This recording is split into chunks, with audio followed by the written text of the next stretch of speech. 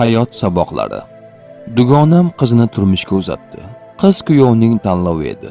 Kelin ham o'z navbatida kuyovni yoqtiribdi. Men har ikki tomonni ham bilaman.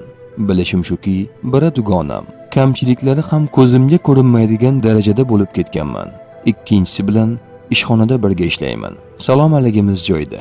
Har ikki tomon ham mendan so'rab surishtirishdi. Yaqin dugonamsan, ochig'ini ayt. Kuyov, oilasi qanday? Dedi kelinning onasi.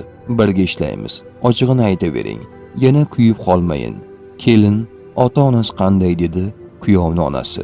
Har ikki tarafga ham javobim birdek bo'ldi.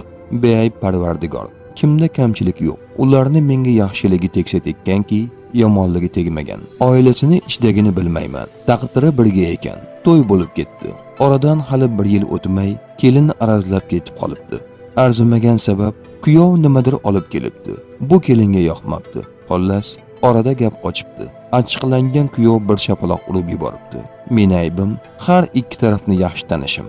Ishxonadagi sherigim kelinni o'zi ketgan, o'zi kelsin deydi. Dugonam erkalab boqqan qizim nega uradi kuyov, kelib kechirim so'rasin deydi. Ularni aybim sababli o'zim yarashtirib qo'ymoqchi bo'ldim. Kelinni olib kuyovnikiga bordim. Borishimizdan avval aytib qo'ygandim. Kuyovning opoqsini olib kelishibdi. 83 yoshda ekanlar. Opoqini soqollari o'ziga yarashgan, yuzlari nurli, gavdalari ozg'in, biroz qaddilari bukilgan. Haqiqiy o'zbek otaxoni. Otaxon hech kimni ortiqcha gapirtirmadi. Qizim, nega ketib qoldingiz? Meni urdilar, dedi kelin yer chizib. Nega kelinni urasan? Dedilar kuyov tomonga yuzlanib. O'zim ham bilmay qoldim. Atay unga deb narsa olib kelsam, dedingiz yo'qda deganidan keyin jahlim chiqib ketdi. Otaxon, bo'ldi gapirma degandek qiyol qo'lni ko'tardi. Turmush qurib bo'ldinglar. Bu yog'iga boshqa tanlovinglar yo'q. Kelin, hech qachon eringizni dedingiz yo'q deb tanlovi ustidan kulmang. Chunki siz ham uning tanlovisiz. O'sha dedi bilan sizni tanlagan. Nazarimda, otaxonning bu gapi kelinga shapaloq urgandan-da kuchliroq ta'sir qildi. Keyin yigitga yuzlandi. O'g'lim, sen erkaksan. Seni o'g'li bola deb yurtga osh berganmiz. Har qanday vaziyatda ham hech qachon ayol kishiga qo'l ko'tarma. Qo'rqoq erkakkina xotiniga qo'l ko'taradi.